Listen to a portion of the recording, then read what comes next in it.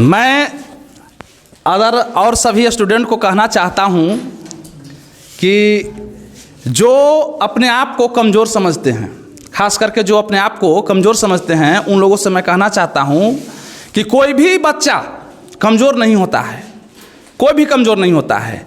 बस वह निर्भर करता है उसके मानसिक आधार पर। कि स्वामी विवेकानंद का कहना था कि तुम जो सोचेगा वह हो जाएगा, तुम जो सोचेगा वह हो जाएगा। तो तुम नॉर्मल कैसे हो सकता है? मान लेते हैं कि कोई व्यक्ति बहुत तेज है, तो क्या उसको भी भगवान नहीं बनाया है? और तुम अपने आप को समझ रहे हो कि हम कमज़ोर हैं, तो तुम कमज़ोर कैसे हो सकता है? क्योंकि तुमको भी गॉड नहीं बनाया है और उसको भी गॉड नहीं बनाया है। इसलिए अपने विचार को बदलो।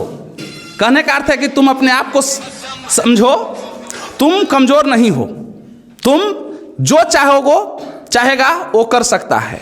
इसीलिए कहा गया है कि लहरों से डरकर नौका पार नहीं होती है, लहरों से डरकर नौका पार नहीं होती है, और कोशिश करने वालों की कभी हार नहीं होती है, कोशिश करने वालों की कभी हार नहीं होती है।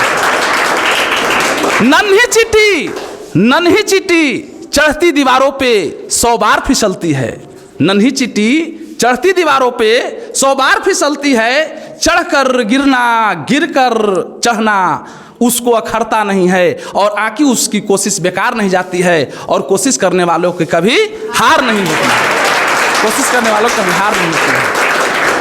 असफलता एक चुनौती है, असफलता एक चुनौती है, इसे स्वीकार करो तुम। असफलता एक चुनौती है, इसे स्वीकार करो तुम, और कहाँ कमी रह गई देखो और उसे सुधार करो तुम।